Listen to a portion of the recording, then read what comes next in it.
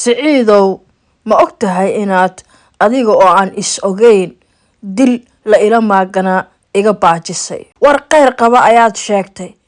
bal ii faahfaahi ma xasuusataa tareenkii aynu Lagos ka raacnay markaynu ku soconay Kaduna dhammaadkii carwada Festac kadib haa oo si fiican ayaan u xusuustaa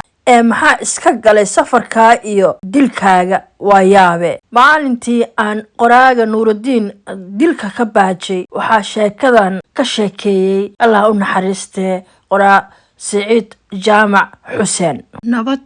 dadweyne waa biladaye gambarkaaga soo qaado Siciid oo sheekada nooga sheekeynaya ayaa ku bilaabaya carwadii ugu weyneed ee loo qabto dad ka soo jeeda Afrika iyo tafiirankeeda ayaa lagu qabtay dalka Nigeria caasimadeedii hore Lagos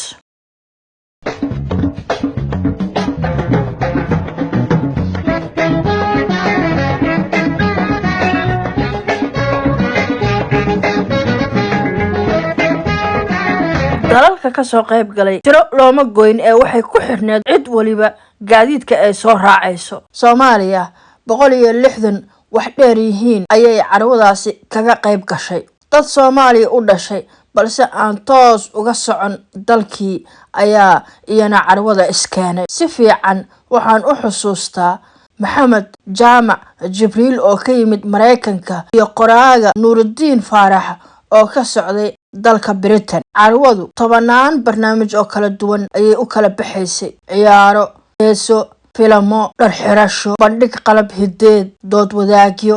iyo kuwa kale Nuuruddin goobtana kulansiisa waxay ahayd dood wadaagga ay aqoon-yahano badan isugu yimaadeen mawduuca laga wada xaajoonay wuxuu ahaa kaalinta ay fanka iyo suugaantu ka ciyaarto horumarka dalka iyadoo qof waliba aragtidiisa dhiibanayo doodaas Soomaaliya waxa uga qayb galay dhowr qof oo ay kamid ahaayeen Muuse Galaal Xuseen Maxamed Aadan Tanzania Amina Aadan Yaaxeen Deeqa Culujoog Shiro Jaamac Axmed Boobo Yuusuf Ducaale iyo kuwa kale Nuuruddin si madax banaan ayuu kulankaasi uga dhex muuqday macnaha kama tirsanayn kooxda Soomaaliyeed mucaaradnimadiisana ma qarsanayn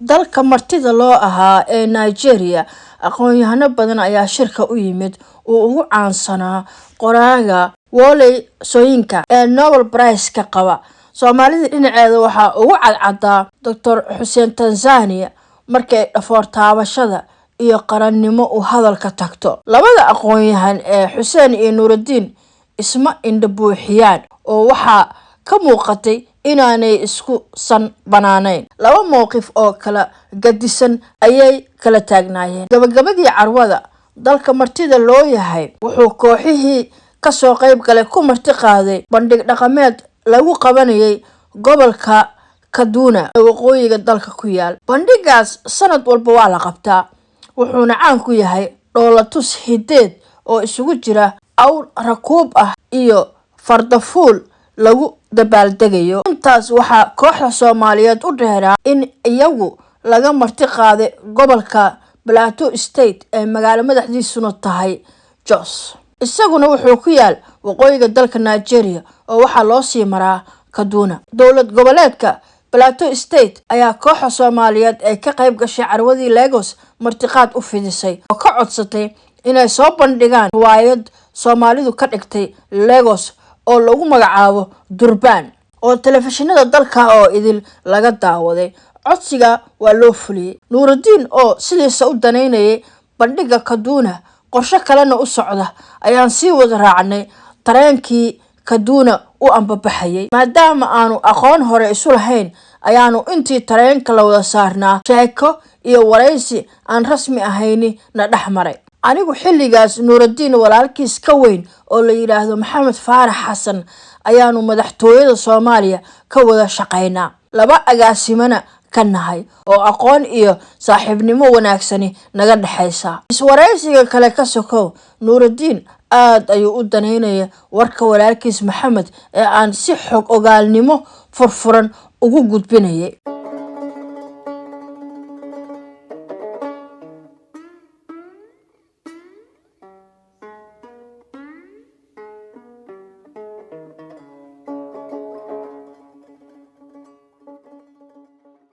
ay wehlisay ballanqaad in wixii fariin ah aan ka gaarsiin doono walaalkiis markaan dalka ku noqdo. magaalada Kaduna markii tareenkii nala galay ayaa Nuurudiin kala xiriir furanay. waxaa noo xigtay 20 sano kadib 1997 oo aanu ku kulannay magaalada London. cadada markaan isu kaaya keentay waxay ahayd aas-aasidda ururka qoraaga iyo hal abuurka Soomaaliyeed ee loo yaqaano Somali Pen Center oo isagu aasaasa ka ahaa iyo xubin duqeydeeda, aniguna gudoomiye ku-xigeenka ahaa. xaflad qada sharaf qoraag Nuurudiin lagu maamuusayo ayaana loogu qabtay guriga saaxiibkeeyo Khalid Macow Cabdiqaadir. mar kale ayaanu Nuurudiin isla soo qaadnay carwadii Nigeria ee 20 sano ka hor aanu ka wada qayb galnay socdaalkii Lagos ilaa Kaduna aan tareenka wada raacnay. casuumadda lagu farayareystay kulanka saaxiibada isu hiloobay iyo jawiga macaan oo si roon aanu u mahadinay kadib